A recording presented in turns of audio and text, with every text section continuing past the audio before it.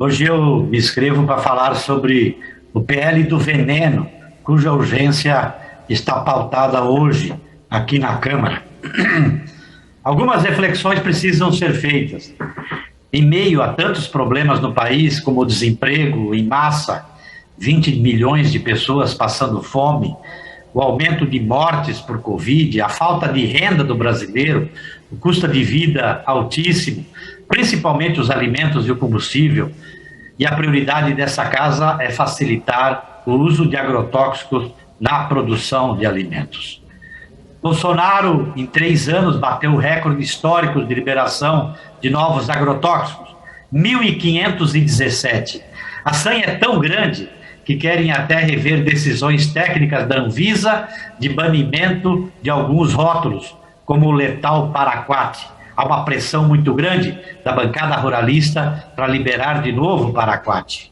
O Brasil é o maior importador mundial de agrotóxicos e o segundo em utilização desse veneno, atrás apenas da China, que, no entanto, possui uma área de agricultura quase 2,5 vezes maior do que a do Brasil. Nessas condições, já somos conhecidos no mundo pelo veneno na mesa e pela contaminação ambiental pelos agrotóxicos. A aprovação deste substitutivo seria um ataque sem precedente à saúde pública e ao meio ambiente. Levantamento feito pela Defensoria Pública de São Paulo em 2019 mostra que os subsídios à cadeia do agrotóxico são da ordem de 15 bilhões anuais em todo o país. Só no orçamento federal do ano passado, aliás, desse ano, 4 bilhões de subsídios para a cadeia do agrotóxico, para quem produz e distribui veneno. Para a agroecologia, para a agricultura familiar, nada de subsídios. 15 bilhões para produtos que causam desintoxicação aguda até doenças graves, incapacitantes e letais, onerando o Sistema Único de Saúde e contaminam rios, lençóis freáticos, os aquíferos, afetando o meio ambiente como um todo. Quantos benefícios sociais poderiam ser pagos nesse momento de crise com esse dinheiro? Ou seja, estamos falando de um setor que já ganha muito e quer mais ainda. Acabar de vez com a fiscalização e procedimentos de vigilância sanitária aos agrotóxicos. Qual o interesse por trás disso? Não ao pacote de veneno, sim à vida. Com essas liberações todas de agrotóxico, o custo para o agricultor familiar ainda é muito alto. Não é a liberação de agrotóxicos que vai baixar o custo da produção. Gostaria que fosse divulgado nos meios da casa, presidente. Aliás, começo esta minha fala cumprimentando de maneira muito especial o povo brasileiro, deputado Paulão, porque o povo brasileiro, por ampla maioria, está dando uma aula de compreensão sobre o que é ciência e como nós devemos combater esta pandemia brutal de coronavírus.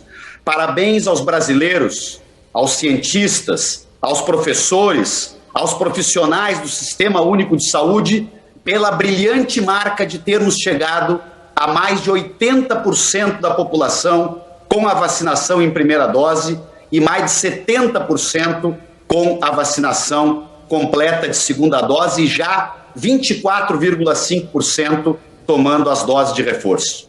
E veja que o povo brasileiro teve que enfrentar o governo da negação.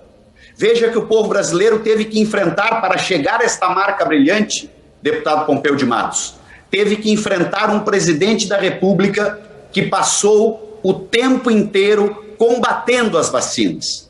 Primeiro, ele deixou de comprar vacinas quando elas estavam disponíveis. Depois, ele se jogou numa ampla campanha, aliás, com apoio, infelizmente, de alguns deputados aí no plenário da Câmara, na campanha anti-vacina. Foram milhares de vídeos falsos divulgados criminosamente por redes sociais para tentar levar o nosso povo a desacreditar no processo de vacinação.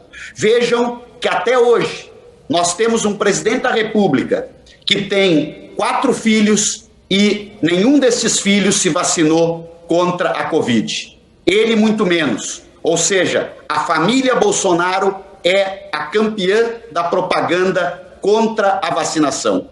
E o governo Bolsonaro cometeu muitos crimes contra a história do nosso país. Mas seguramente aquele que ficará marcado como o pior de todos os crimes foi a negação das formas corretas e científicas para proteger a vida do nosso povo e combater a pandemia de coronavírus. Por isso, nós, deputado Joséildo, infelizmente, já temos 633 mil famílias brasileiras que choram pela morte de seus entes queridos. Poderiam ter sido menos da metade dessas mortes se a vacinação tivesse sido incentivada, se ela tivesse sido feita no momento correto. Quero parabenizar também, e peço 30 segundos para concluir, presidente Otônio de Paula. Quero parabenizar os governadores e todos os prefeitos e gestores públicos que respeitaram a ciência, que combateram o negacionismo, que enfrentaram Bolsonaro e a sua irresponsabilidade da campanha anti-vacina. Quero cumprimentar os pais que estão levando seus filhos aos postos de vacinação para protegermos também a nossa primeira infância com a vacinação a partir dos 5 anos. Quero cumprimentar todos aqueles que se engajaram nesta ampla campanha pró-vacina. Bolsonaro foi derrotado em mais este tema. Com a capacidade cínica que têm os representantes do governo de mentir de forma tão assintosa. As palavras, elas não têm inocência, né? As palavras, elas são ponte entre pensamento e entre ação. As palavras se transformam em hematomas. As palavras se transformam em estatísticas trágicas neste país. E nós vamos ver um presidente da República que se utiliza da fala para estimular o ódio e para, de forma deslavada, estar mentindo para o Brasil. Mas, recentemente, eu vi o ministro da Economia dizer que no Ministério estava instalado o time dos sonhos. Ele está falando no time dos sonhos. Ele está falando na qualidade de um ministério que provocou a taxa de juros de 2 dígitos, a inflação de 2 dígitos, que fez com que, com a sua política de agraciar o sistema financeiro, estar de costa para a população, a mão que apedreje, a mão que afaga a elite, que afaga os banqueiros, que afaga o agronegócio, é que apedreja os povos originários, é que apedreja o povo pobre deste país. Mas ali nós vamos ver este que fez com que a fome se instalasse de novo no Brasil. De novo no Brasil. Só se for o sonho dele mesmo, porque se aproveita da sua condição de poder determinar sobre, inclusive, a taxa de juros e, a partir daí, lucrar em aplicações feitas fora do Brasil. Talvez ele esteja falando do sonho do sistema financeiro, o sonho daqueles que detêm muitos recursos, mas o pesadelo da população brasileira. E este parlamento não pode se curvar e não pode se trocar por um orçamento secreto que por si só é um escândalo. Esse parlamento e esta casa ontem manteve o veto de uma proposição de quimioterapia oral para as pessoas com câncer, fundamental para essas pessoas, mas simplesmente invisibilizou as pessoas e atendeu, tal como títere, aos interesses de grandes grupos econômicos. E não é só isso. Este parlamento não pode mais permitir que nós não apreciemos o veto à dignidade menstrual que foi posto pelo presidente da República em um país onde 1 em cada 4 meninas já deixaram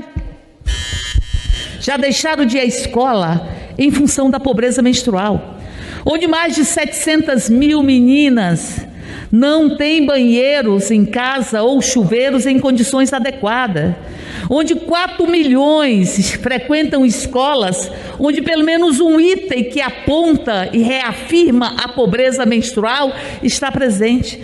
Por isso, é preciso derrubar o veto a este projeto, derrubar o veto da misoginia. Para concluir, nobre deputado. Porque, em verdade, é o veto à misoginia. É o veto a uma lógica de quem faz o discurso que estimula e que reafirma o Brasil no 5º país do mundo em feminicídio. É o veto à dignidade, à dignidade. O argumento que foi utilizado de que não há fonte de recurso é mentiroso, porque ali está estabelecido de forma muito clara como se vai adquirir os recursos para este projeto, para a dignidade menstrual, das pessoas em situação de rua, mas não só, das meninas nas escolas que não têm condições de comprar absorventes, das pessoas que estão em privação de liberdade, seja no sistema prisional ou no sistema socioeducativo. E ali se diz, bom, é um projeto que vai desequilibrar as finanças, é um projeto que custa pouco mais de 80 milhões. Tenha vergonha, presidente da República.